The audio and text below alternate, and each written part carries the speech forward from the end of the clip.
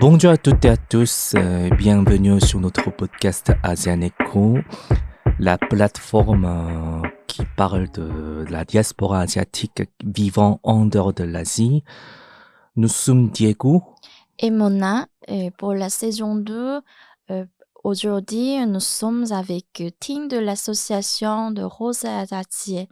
Bonjour Ting. Bonjour tout le monde. Peux-tu nous présenter en un mot Rose d'Acier et quels sont les objectifs ou les principales activités? Alors oui, en un mot, c'est un peu compliqué. Je vais essayer de faire un peu plus simple. En fait, Rose d'Acier, c'est une association qui est créée en 2014 par et pour les femmes migrantes d'origine chinoise en précarité et travailleuses de sexe.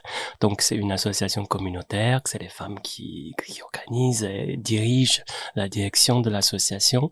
Et la singularité, c'est que on est une population qui est très stigmatisée, très ciblée par les violences et les discriminations. On est des femmes, et principalement les femmes. Enfin, l'âge moyen de ces femmes sont plus que 50 ans. Donc, c'est une population vieillissante. Donc, il y a tout un tas de problématiques qui sont liées aux femmes asiatiques et âgées. On garde la notion de la précarité parce que il y a des femmes dans notre communauté qui s'identifiaient pas vraiment comme travailleuses de sexe et qu'on a des femmes qui sont qui font plus d'activités travailleuses de sexe mais peuvent retomber, de revenir, de redécider de travailler avec cette activité. On a aussi des pré-TTS, les femmes qui viennent d'arriver et elle est en train de regarder la situation, elle est en train de prendre sa décision elle-même. Donc la précarité, ça peut être aussi que les femmes qui font le nounou le matin et qui fait travail de sexe le soir, ou une femme qui sort avec plusieurs hommes voilà, pour arrondir sa fin de mois. Donc toutes sortes de femmes dans les situations très diverses et qu'on n'a pas envie de stigmatiser, on veut être plus inclusif possible. Et donc du coup, on garde la notion de femme en précarité. Donc, principal objectif de cette association, c'est de lutter pour les droits et l'accès aux droits et la santé de cette population, favoriser l'entraide, essayer d'avoir une compréhension sociale et améliorer notre condition de vie et conditions de travail. J'imagine que ta journée est bien chargée pour faire tout ce que tu as cité. Est-ce que tu pourrais nous donner un exemple de la journée d'une travailleuse de sexe chinois et aussi ta journée typique? Alors, c'est très divers en fait, le travail de sexe chinoise. En fait, on a des femmes qui ont décidé de travailler dans la rue. On a aussi des femmes qui travaillent sur Internet. On a aussi des femmes qui travaillent dans les autres l'endroit. Donc, les journées types, c'est par exemple, si une femme travaille dans la rue, elle peut soit travailler en journée, soit travailler en soirée. Donc, celle qui travaille en soirée, elle dort en journée, elle sort le soir, elle va rester dans la rue, et la plupart du temps, c'est vraiment le temps d'attente. Même si pour les femmes travailler par Internet, donc elles restaient dans leur propre appartement, ces temps d'attente, on a beaucoup entendu en fait. C'est quand on attend les clients, on attend les appels. Dans la rue, pareil. Dans la rue, c'est pas pareil dans le sens où elle doit regarder est-ce qu'il y aura des agresseurs parce que dans la rue c'est quand même exposé.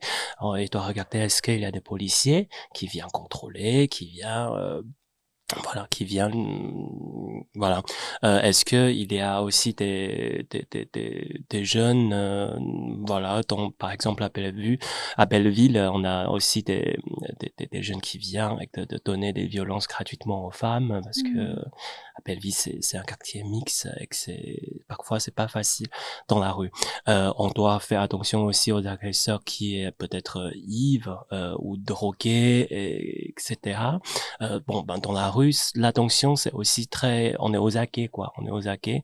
Et parfois, pendant l'hiver, quand il fait -4, -3, on doit rester dans la rue aussi pendant des heures. Et avec la pénalisation de clients, donc c'est la loi qui considère que les femmes travailleurs de sexe sont des victimes et que les hommes qui essaient de maintenir les femmes dans ce système-là, il y aura de moins en moins, il y a déjà de moins en moins de clients qui viennent dans la rue. Et donc, ce temps d'attente est beaucoup plus long. C'est-à-dire que les femmes doivent travailler plus et de gagner moins. Donc, une journée type, voilà. Après, elle peut rentrer chez elle, elle peut essayer, par exemple, celle qui travaille à Belleville, elle peut aller au restaurant avec les autres femmes, elle peut Ah, retrouver ses amis, elle peut avoir une vie après le travail, elle peut téléphoner à sa famille, etc. Alors pour les femmes qui travaillent dans les autres villes et qui doivent travailler sur Internet dans leur propre appartement, ce temps-là, il est pas en fait quand après le travail, quand on éteint l'ordinateur, les portables, on est avec nous-mêmes dans un appartement. Donc, c'est beaucoup de situations d'isolement social que on m'a parlé qu'elle se parle toute seule, qu'elle a l'impression qu'elle doit discuter beaucoup d'elle-même, etc. Donc, voilà, c'est aussi l'isolement. Ma journée type, on a une permanence mardi après-midi, donc tous les femmes peuvent venir chercher l'aide, lire une lettre ETF, faire des démarches administratives, nous parler des choses qu'elles ont rencontrées, etc. Mercredi matin, on anime un atelier linguistique. Donc, on apprend le cours français. Sinon, j'ai beaucoup d'accompagnement. La vulnérabilité de ces populations, c'est qu'elles parlent pas le français. Et donc, quand, par exemple, on a beaucoup de femmes qui ont des cancers de sein, cancers de l'utérus, et imaginez, vous, dans un pays que vous ne parlez pas la langue, et que vous n'avez pas de protection sociale, et que vous devez soigner quelque chose de très lourd comme cancer, c'est très difficile. Il faut surtout qu'elle a toutes les informations pour bien décider qu'est-ce qu'elle doit faire, et d'être au courant de sa situation. Donc, voilà, l'accompagnement qu'on propose, c'est aussi ça. Donc, je passe beaucoup de temps pour gérer les urgences, accompagner, et après j'ai des réunions, je vais rencontrer les autres partenaires, je vais essayer de travailler dans les projets, etc.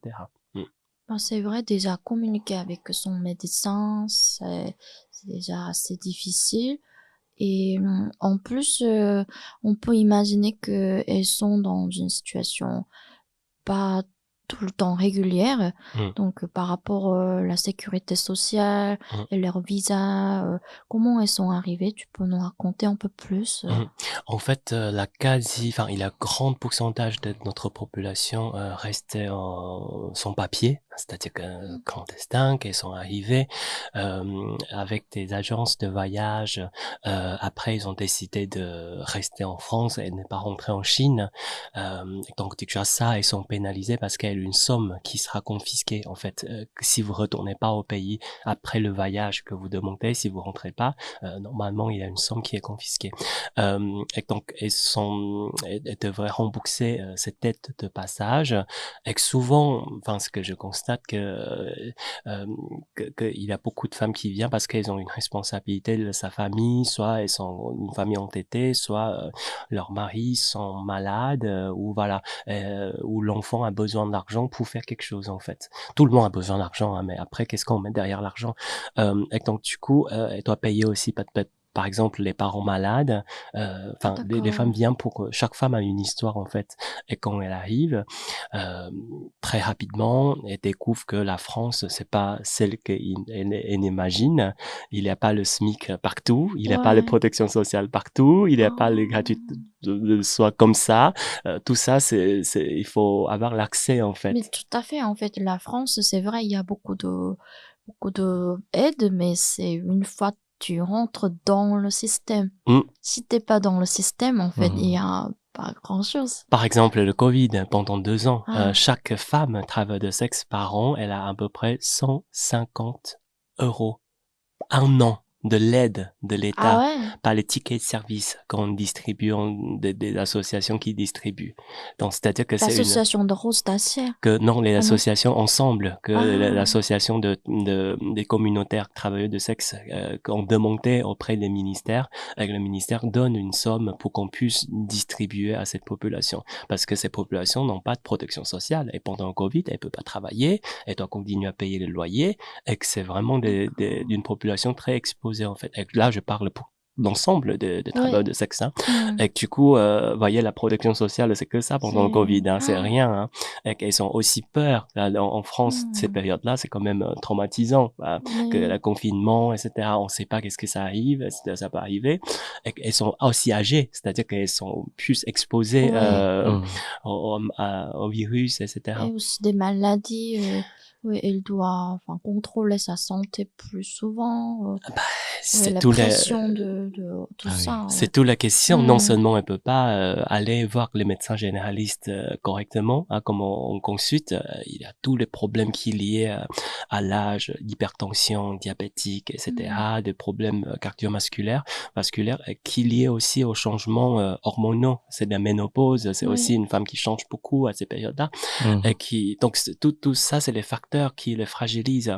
En plus, c'est un travail qui est très stressant. Là, c'est un travail qui a beaucoup de violence, beaucoup de danger, et doit faire toujours très attention, en fait, jusqu'à le client parte. On peut pas baisser la garde jusqu'à le client parte. Et du coup, c'est beaucoup de stress.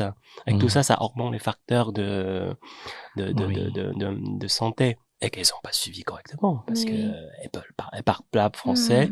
Alors pour prendre le rendez-vous, faut passer par Doctolib. Donc manipuler l'application, etc.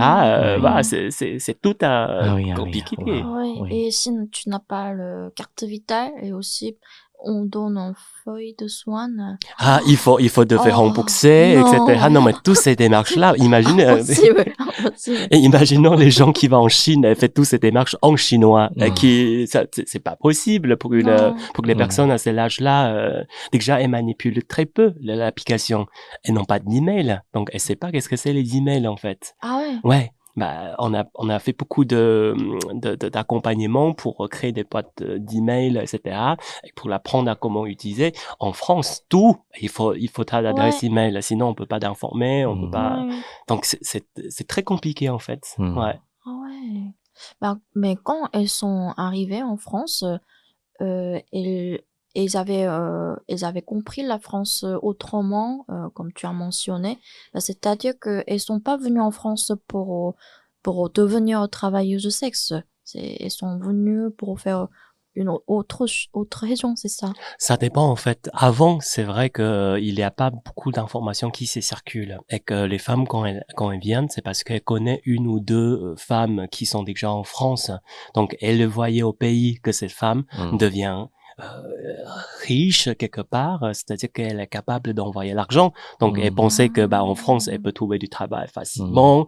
C'est aussi le SMIC, c'est aussi un pays romantique, voilà, Coco Chanel, Dior, etc. De la bouche aux oreilles. Exactement, de la bouche à l'oreille. C'est Saint-Germain-des-Prés, tu vois. Et quand elle arrive de Charles de Gaulle jusqu'à Belleville, c'est déjà passé par Saint-Denis, c'est déjà Babès-Rochechouart, c'est tout le marché de Belleville. C'est pas pareil que Saint-Germain-des-Prés, c'est pas pareil que Champs-Élysées. Donc c'est un dépaysement. Et ensuite, elle découvre que quand vous parlez pas français, vous pouvez pas faire grand-chose. Quand vous n'avez pas de papier, vous pouvez pas travailler dans le restaurant ni dans la communauté. Donc les choix sont très limités, mais on sait que de plus en plus les femmes elles connaissent la situation en France, donc elles envisagent de faire le travail de sexe ici. Donc on a des femmes qui sont très différentes, quoi. Il y a celle qui vient en sachant qu'elle doit faire ça, ou celle qui essaie de tenter la chance et que finalement elle peut pas faire autrement que ça. Alors du coup, quels sont le type de questions ou d'aide d'accompagnement souvent demandées par ces femmes? Alors, Mmh. ouais, on a une ligne d'urgence parce que le 17, le 15, il n'y a pas d'interprète. Enfin, il Ouais. dit que oui, vous Ah, pouvez dire que vous parlez pas français, vous parlez mandarin, il y aura un interprète, mais en pratique, c'est pas possible. Mmh. Depuis des années que je ouais. appelle cette ligne-là, Mmh.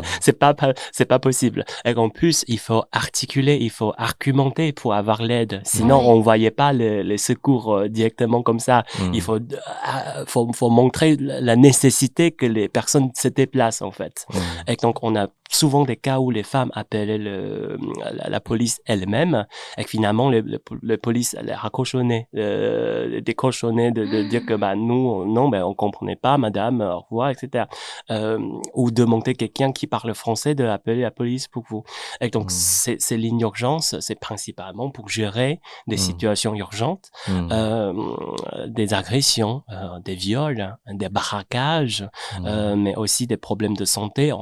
De temps en temps, j'ai des femmes qui m'appellent en disant que Mmh.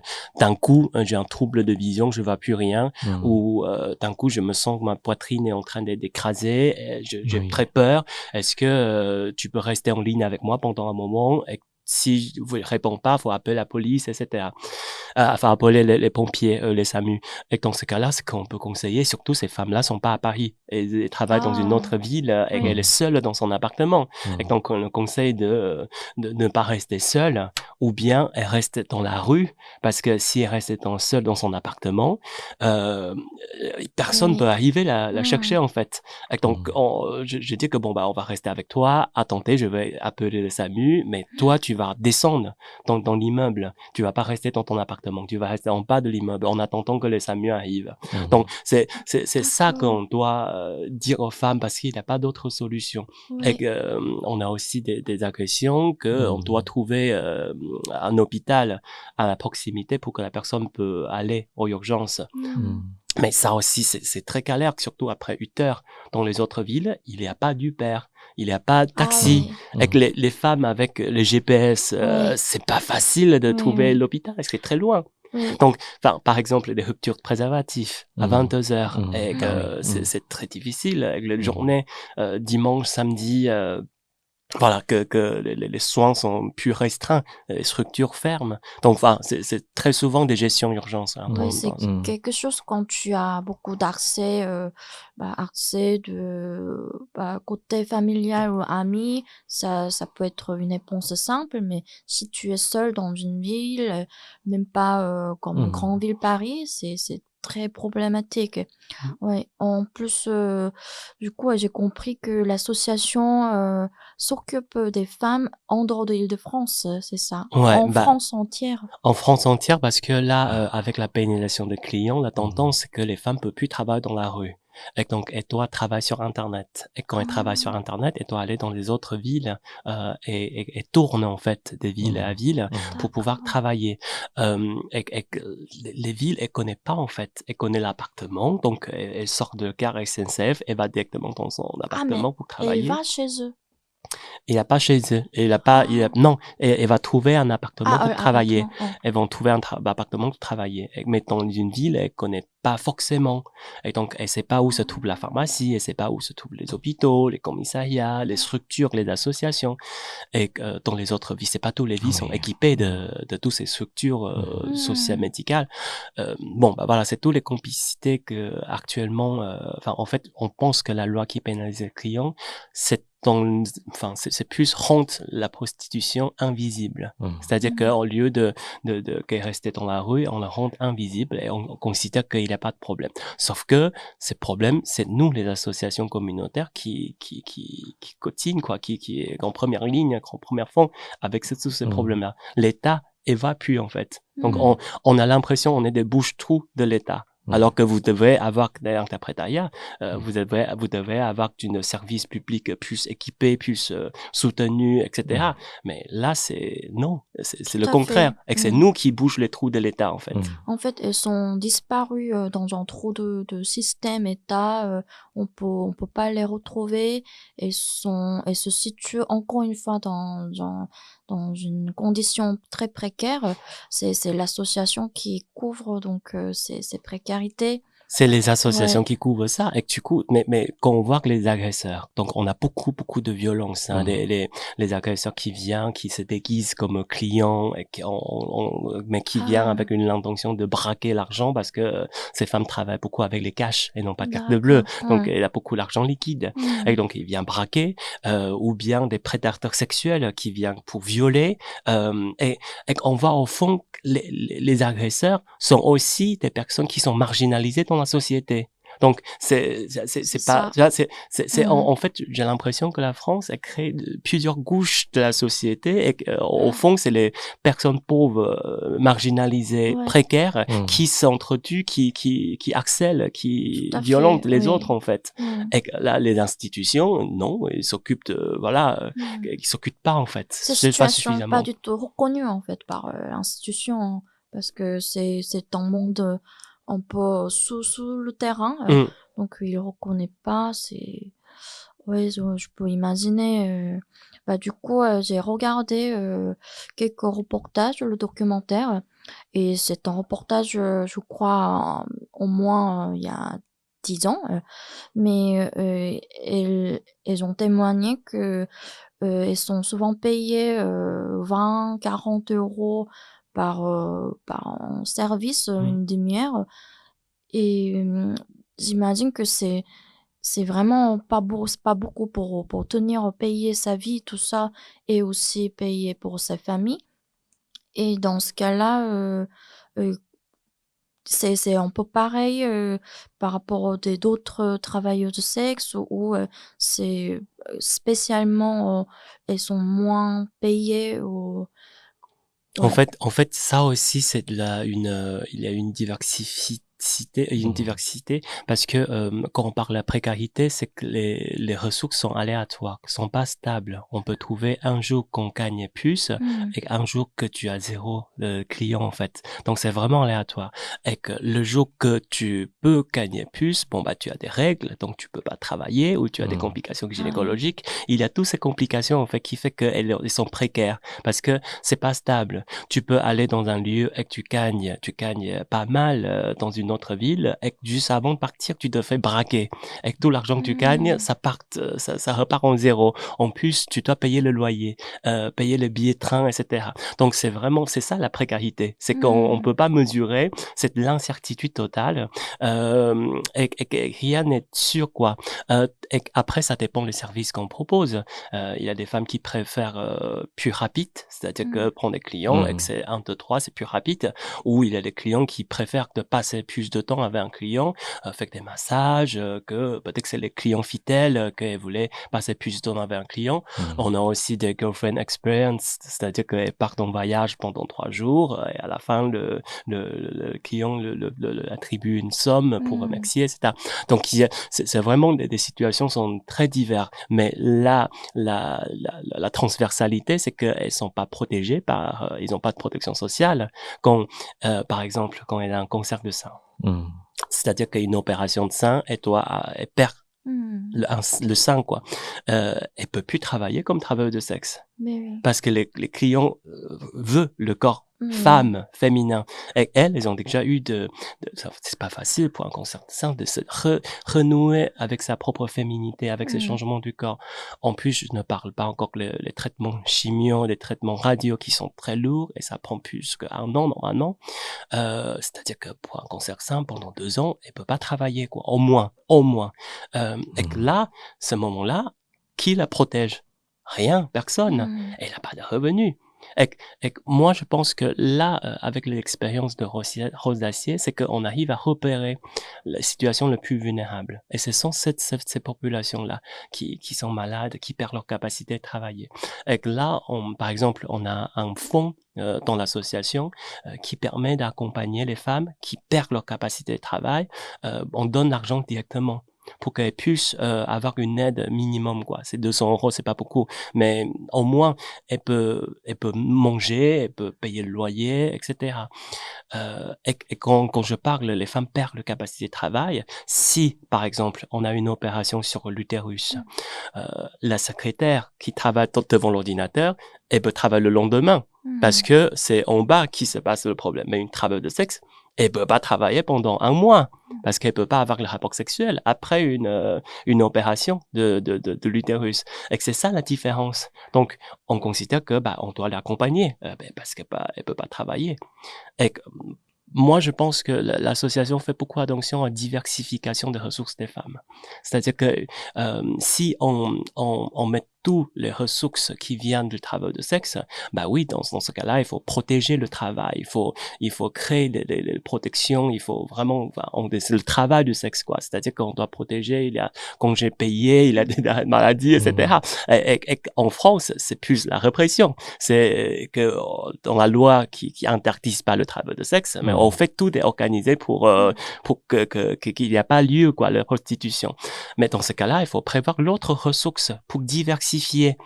Alors que là, on a la loi qui donne la pénalisation des clients avec une sortie ils considèrent que c'est mauvais, c'est un système, etc. Les femmes sont innocentes, sont victimes, il faut le sortir de la prostitution. Très bien. Dans ce cas-là, il faut le volet social suit. Si vous considérez que les victimes, faudra faire quelque chose de plus. Faudra diversifier les ressources pour que les femmes puissent choisir, décider. Voilà. Mais non. Les sorties sont conditionnées, c'est-à-dire qu'il faudra quitter totalement le travail de sexe. Immédiatement, etc. Donc, en termes de faisabilité, c'est les gens qui travaillent, qui rédigent le texte sont pas vraiment, déjà, ils nous consultent pas, et ils sont pas au courant des situations et des faisabilités. C'est très idéologique. Ils voient pas la réalité, c'est ça.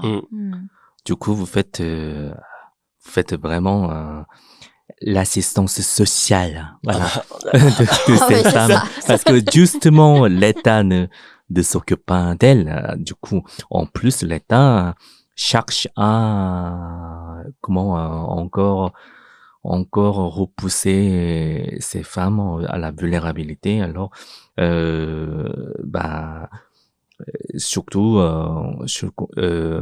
quand on parle de contexte politique actuel, avec la montée de l'extrême droite en France et puis le renforcement de la loi sur l'immigration, je pense que ça ajoutera vraiment très diabolique, quoi. Moi, je pense que le plus, pour moi, le plus dangereux, c'est qu'il ne cesse pas de mettre une illégitimité dans notre tête, qui nous dévalide notre manière d'être, qui dévalide notre présence.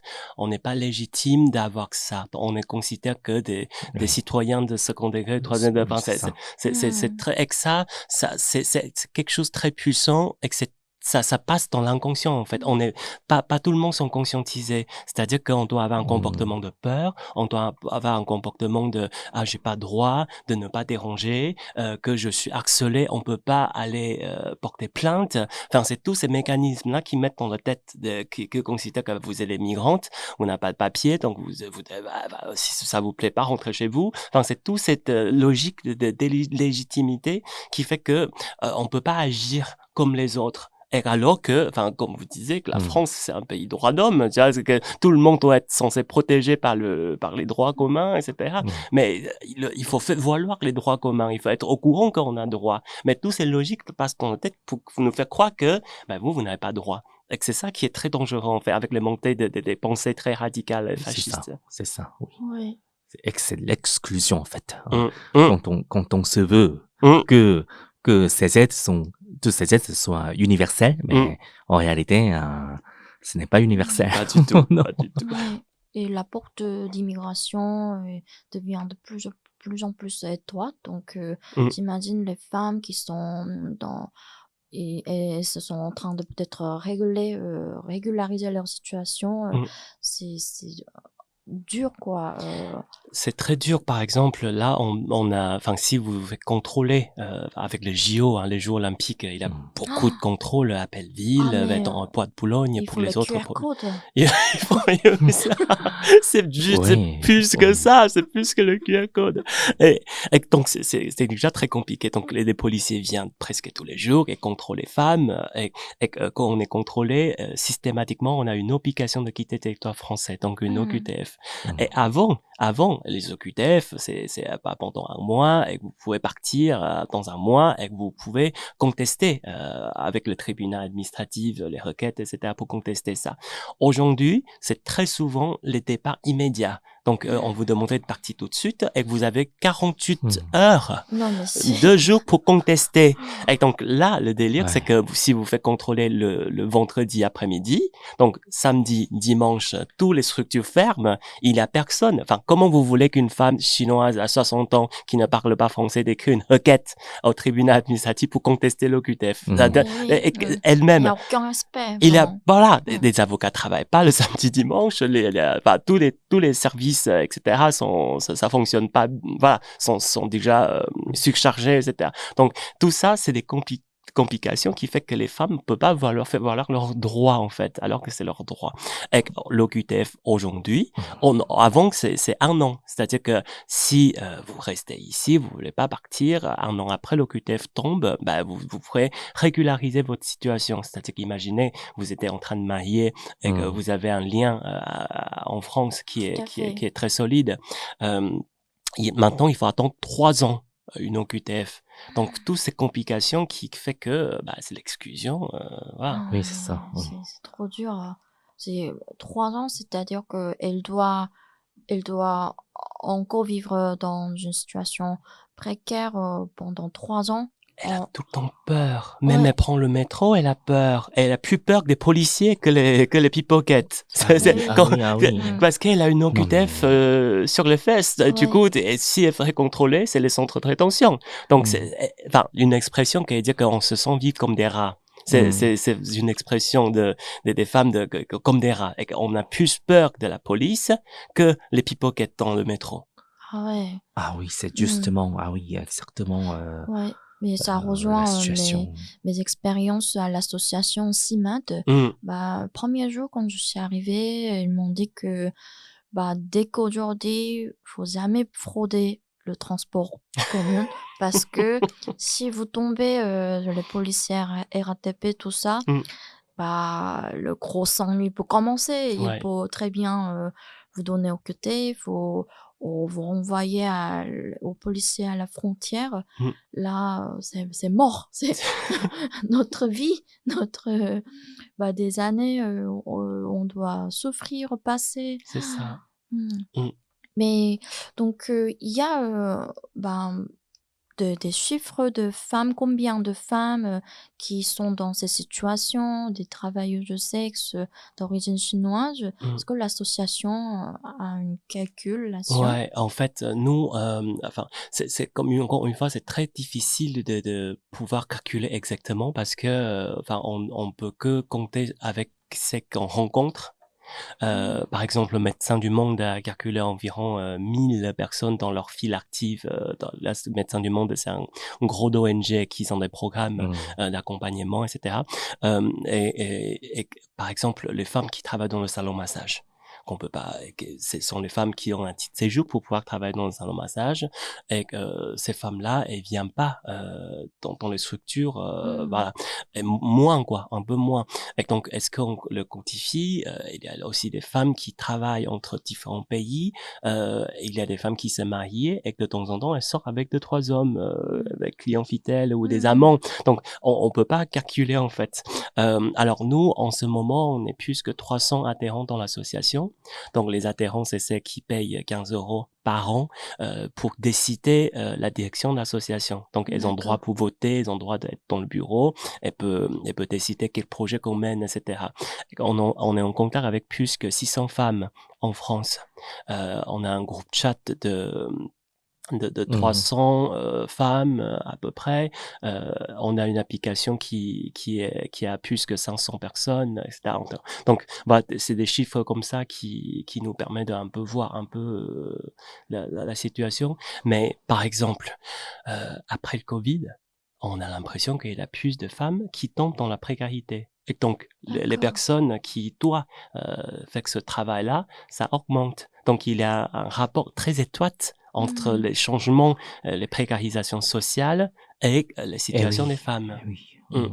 C'est parce qu'elles n'ont pas pu travailler dans les rues ou il y a d'autres Elle peut pas raisons? travailler dans la rue. Par exemple, le Covid. La Oui. situation, c'est qu'on ne sait pas quand il y aura des confinements et quand il n'y aura pas de confinement. Donc, on peut pas aller Ah, louer les appartements. ah Parce que oui. imaginez si vous payez Mmh. 1000 € pour louer un appartement et que le lendemain, c'est le confinement, vous pouvez pas travailler, il y aura pas de clients, vous perdez non seulement, vous pouvez pas gagner et que vous perdez un mois de loyer ou 2 Ouais. mois. Donc, c'est là que tout le monde peut pas travailler, tout le Mmh. monde peut pas voir l'avenir, peut pas organiser. Mmh.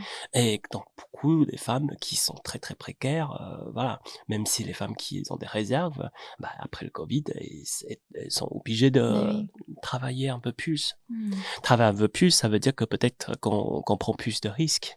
Peut-être qu'on accepte des pratiques qu'on voulait pas accepter. Ah ouais. Peut-être qu'on accepte des clients qu'on voulait pas accepter Mmh. aussi. Donc Mmh. c'est ça, la précarité sociale, ça force, des femmes plus dans le comportement à risque. C'est ça, par exemple, quand elle croise, un client qu'elle a un pressentiment de danger, mais elle doit accepter, c'est ça? Mais, c'est ça que Ouais. qu'il y a Et on a des agressions, on a aussi une meurtre qui est part de ça. C'est parce qu'il y a le Mmh. policier qui contrôlait tous les jours et qu'elle peut pas travailler. Donc, elle a décidé de faire avec un client qui a une réputation Mmh. violente et ah, elle se fait assassiner par ses, clients.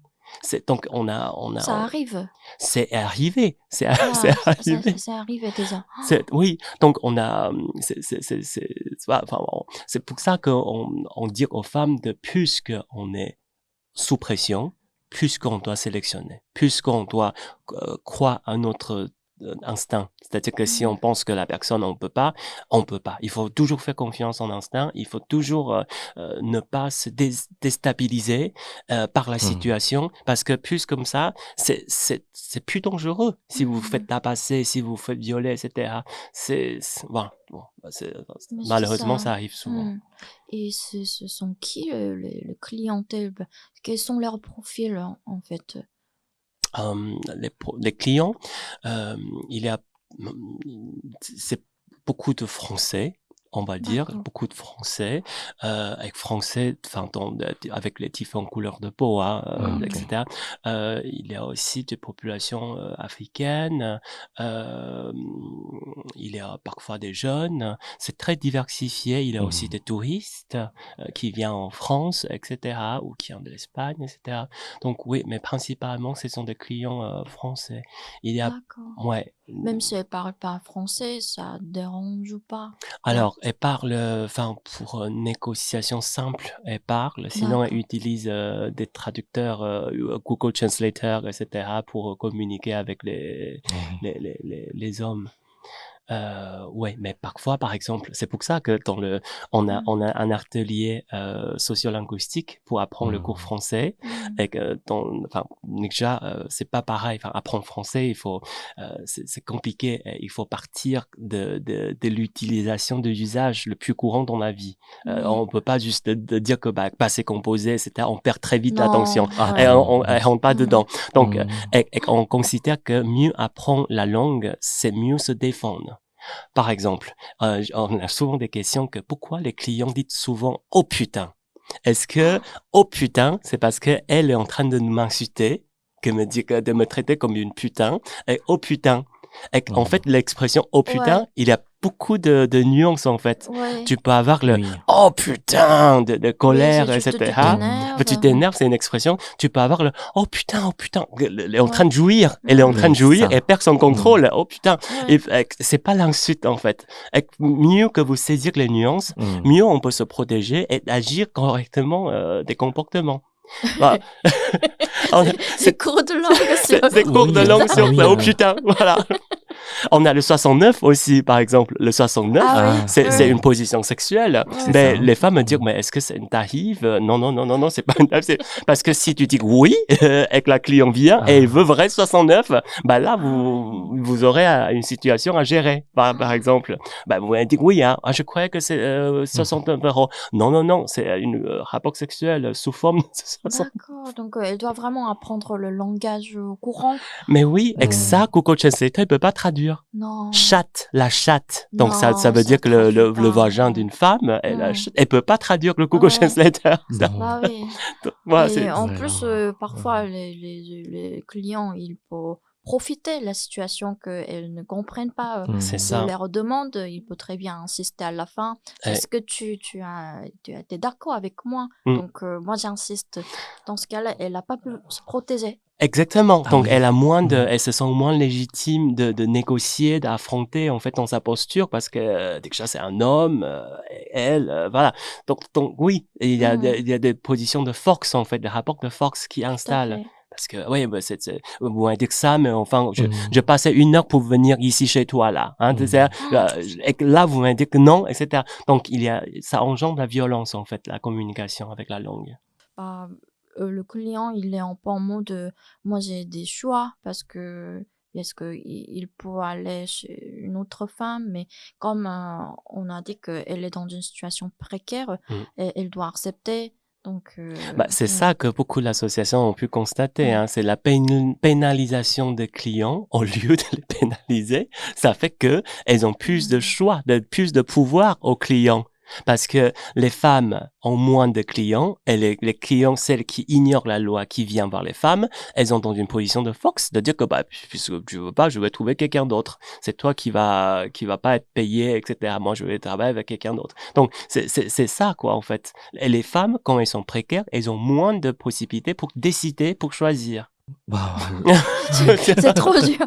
Oui. Après, ah, c'est hmm. pas forcément que parce qu'il y a beaucoup d'opinions sur ce sujet, c'est très polémique, Mm, donc bah, bah, on peut pas trop dire ce qui est bien ou pas, mm. mais en tout cas, ce qui est sûr que elle est de plus en plus dans une situation vulnéraire, précaire.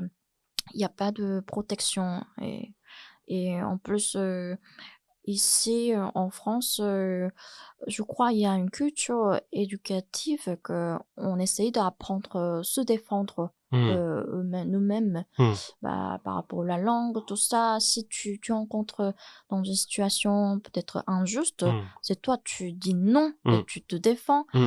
Après, ça dépend de culture. Par exemple, la culture C'est asiatique, ça. c'est vrai, ça change de plus en plus, mais on peut-être on ne Mm. conseille pas de dire des choses contre de la pourboire, en tout cas moins que la France, j'imagine. Et aussi la capacité linguistique, différentes cultures, les limites de se défendre. Non, mais tu as très justement résumé, en fait. Parce que Mm. nous, enfin, les Asiatiques sont plus dans les logiques collectives. Et on a une exigence sur le collectif. Le collectif est responsable de notre Hmm. sécurité, de notre santé, etc. Donc, on a plus une exigence sur l'État. L'État doit couvrir ça. L'État Mm. doit arrêter des violences. L'État doit, etc. Mais en France, enfin, je sais pas si c'est juste mon analyse, mais l'individualisme qui fait que c'est à responsabilité de chacun Ouais. allait lutter, qui allait lutter. Et quand les gens n'ont pas Mm. d'outils, n'ont pas de ressources pour lutter ça, bah, il se fait avoir complètement dans le système. C'est très justement comme tu as Bah oui, résumé. oui, oui. Dans ce cas-là, on dit, je crois, Diego et moi, on se rencontre dans d'autres situations aussi. Parfois, quand on raconte, on a rencontré des racistes dans les rues ou partout. Souvent, on réagit. Du coup, qu'est-ce que tu as fait? Qu'est-ce que tu leur as dit? Est-ce que tu te... Oui, c'est Ouais, ça. Mm. Comme si je sais pas, la responsabilité nous incombait. C'est ça. C'était à nous, comme si c'était à nous hein, de nous protéger. En fait, mais c'est assez ouais, simple. ouais. Euh, en fait, c'est plutôt à dire, à dire, à dire aux gens de ne pas agresser. C'est C'est pas ça. à dire aux victimes de ne pas, voilà, Non, mais on tourne la situation très se vite. protéger Ouais, efficacement, mais c'est ça. En fait, on partage évidemment, on peut pas. Hmm. nos difficultés, nos vulnérabilités. En fait, au lieu de rester avec nous, on tourne en fait Non, mais le doigt. mmh, Pourquoi c'est exactement. tu n'as rien dit à ce moment-là? Ouais, et que c'est ta Mmh. faute. Tu vois, Oui, si, c'est ta faute. pourquoi moi, j'ai pas rencontré ce genre de situation, mais toi, tu l'as rencontré. Comment tu fais pour te protéger? Ouais, On est déjà victime, et en plus, quand on c'est se ça. plainte, c'est notre faute. Ben, tout le C'est ça. monde ne peut pas se défendre, ne peut pas se défendre physiquement ou verbalement comme si on maîtrisait tout et tous un Martial, quoi. Je sais pas, un Martial Exactement. ou Shin Sul, je sais pas quoi, mais vraiment, on peut pas faire. Ouais, tout et tous ça, mais bon, voilà, on a chacun, on a des sensibilités très différentes, manières de réagir très différentes, donc du coup, on peut pas s'attendre, on peut pas attendre de chacune et chacun Mm. de se comporter face à un agresseur, voilà, comme ça. Donc, plutôt, c'est le rôle de la société ou du gouvernement Mm. d'imposer, voilà, faut Ouais. respecter des gens vulnérables ou voilà, comme ça. Mm. Voilà, on est d'accord. En plus, elles travailleuses du sexe, du coup, déjà les polices, ce sont le pouvoir, et ils ont plus peur de se rencontrer. Mm. Donc, vraiment, où elle peut s'adresser, Mm. ces situations où elle peut vraiment demander de les aider. Du coup, il y a une association comme Rose d'Acier. Il y a peut-être de soutien, Ouais. comme, je sais pas, Croix-Rouge Les autres ONG, alors Mhm. les questions, c'est que, enfin, les travaux de sexe, c'est aussi un sujet qui est sensible et qui est Mhm. clivant dans notre Ah oui. société. Mhm. Et ils n'ont pas tous les visions. Et que moi, je pense que ça dépend le degré d'implication dans le terrain que vous pouvez mieux tailler votre manière de penser, de concevoir ces populations. Par exemple, nous, on est une association communautaire, donc on envisage pas de la même manière que l'État qui envisage ces populations, parce qu'ils n'ont pas en contact avec les situations tous les jours. Et c'est Mmh. pas comment ça peut être le pulse des temps. Voilà. Et donc, oui, il y a beaucoup de structures. Et après, c'est aussi la barrière de la langue. Ah oui.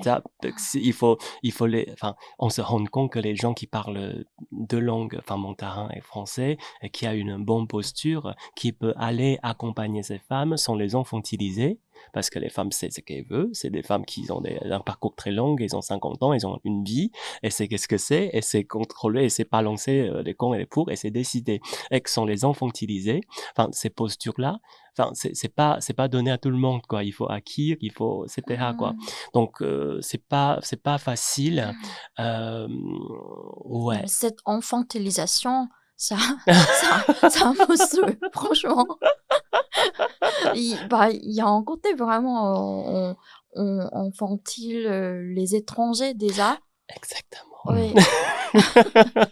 Le Et fait que de ne pas maîtriser la langue, oui, etc., oui, mais, c'est ça ça, nous situe complètement dans une quand vous parlez situation. pas la Oui, oui, langue, oui, quand vous oui. parlez pas langue, vous pouvez pas exprimer ce qui est dans votre tête. Et de là que vous êtes, enfin, infantilisé, vous êtes Mmh. quelqu'un qui n'arrive pas à décider, on sait pas qu'est-ce que vous pensez, etc.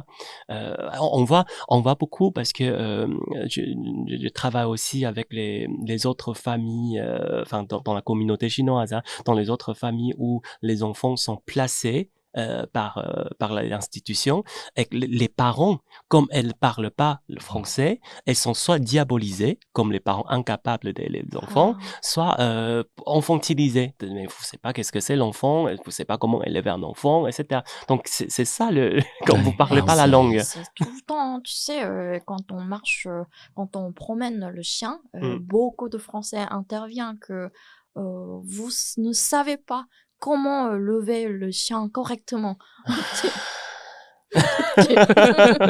On parle même pas des blagues, «Oh, c'est votre dîner», Oh on parle mon même Dieu! pas ça.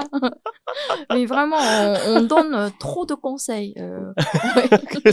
Faut pas faire ça, faut pas, Bah, oui, mmh. c'est une arrogance. Moi, je trouve que c'est une arrogance que Mhm. certaines personnes peuvent être plus arrogantes que les autres, qui se croient supérieurs, qui se croient maîtriser plus. Bah oui, Mm. bah oui. Mmh. J'imagine que votre travail, ça aussi un peu dans la bataille culturelle, en fait.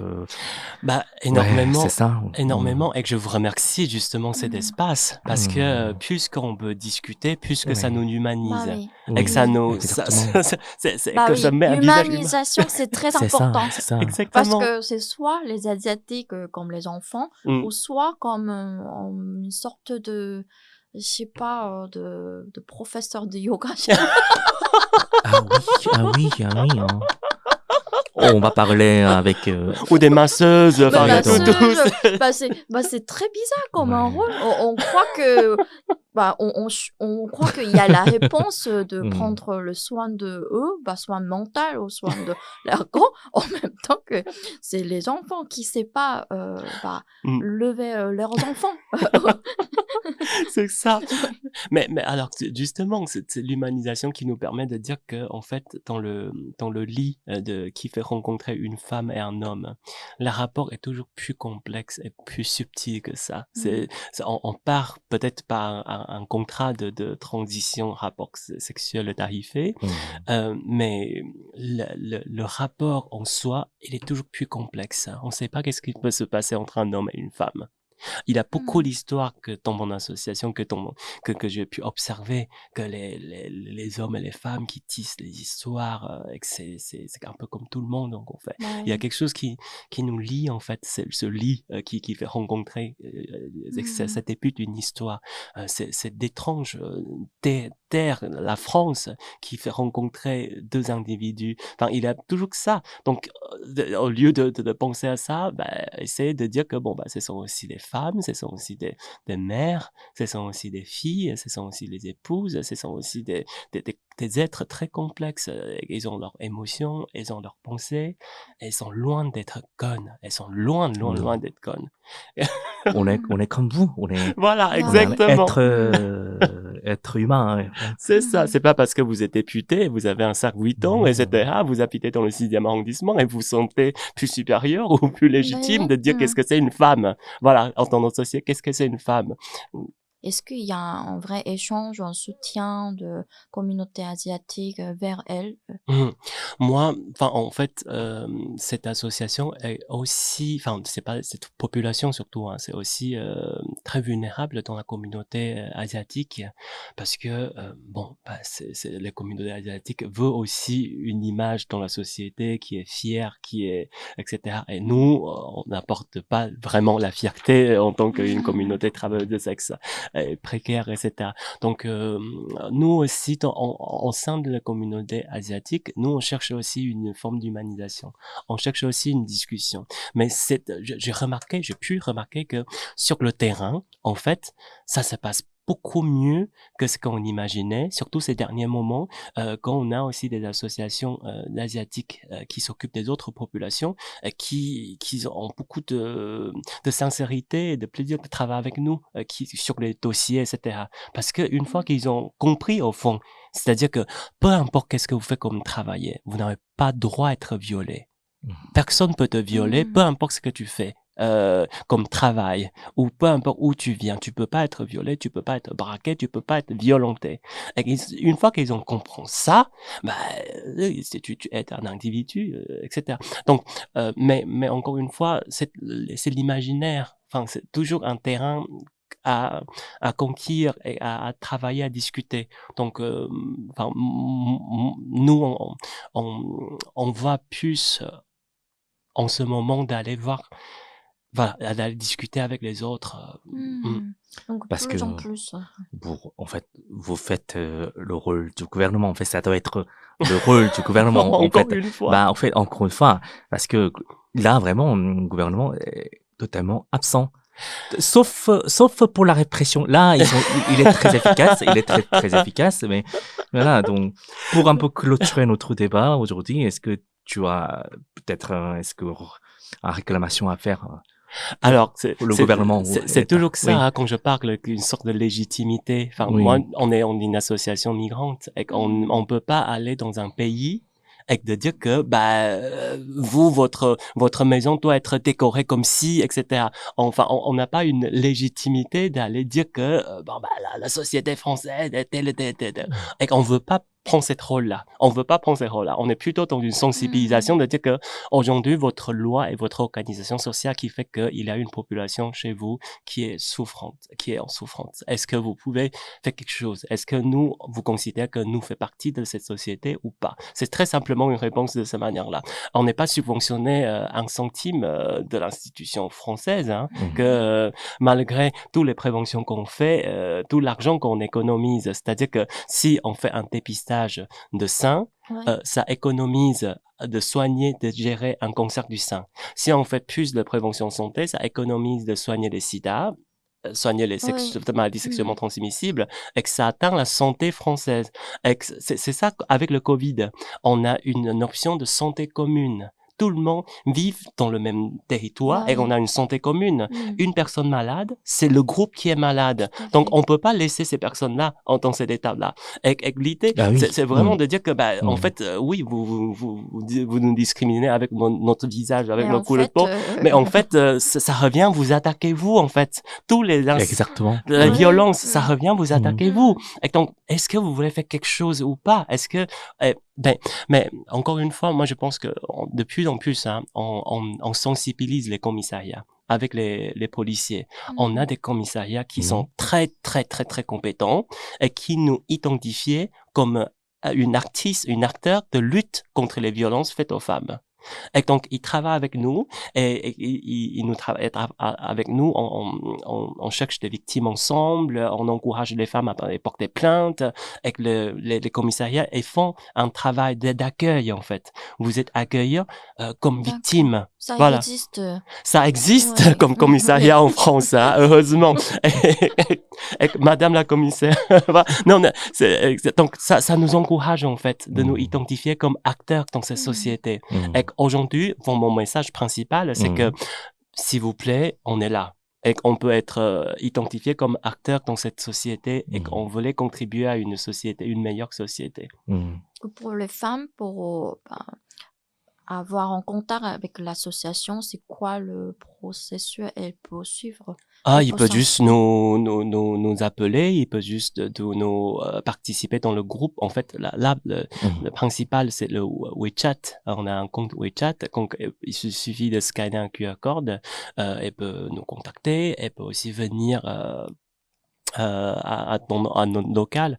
On est hébergé par ACTAP, donc l'association ACTAP à Paris, qui est aussi une association communautaire hein, des malades de VIH, des séropositifs dans les années 80, qui regroupe pour changer le regard de la société sur le sida, donc c'est de penser. C'est le même combat. C'est le même combat en fait. Donc et nous héberge gratuitement. Et aujourd'hui on est dans leur local, donc toutes les femmes peuvent venir nous rencontrer, etc. C'est super. Il faut faire connaître le rosacea. Et l'argent qui suit, sinon on va être déporté. Oui. Du coup, pour l'instant, vous gérez l'association avec une subvention privée. Ouais, on est subventionné, on est accompagné par beaucoup de structures. On est aussi accompagné par la Fédération Parapluie Rouge, par Médecins du Monde, par ARTAP, par beaucoup d'associations en fait. Et c'est très encourageant. Bon, puisque on est réprimé, puisque on est solidaire quoi entre les associations. Donc, je voulais remercier aussi à toutes ces associations qui nous accompagnent et tous les soutiens que les personnes comme vous qui nous accordent. C'est notre notre objectif d'Asianeco aussi partager différents aspects de vie en tant que personne asiatique en France. Il faut continuer vos projets. Il y a un sens énorme. Il faut continuer vos projets. Merci beaucoup d'avoir partagé. Merci à vous deux, Diego. Partagé vos expériences vraiment précieuses. Ça vaut le coup de partager vraiment. Merci. C'est un très grand plaisir. Bon, du coup, à bientôt au prochain épisode de l'Asianeco saison 2. Merci beaucoup. À toutes et à tous.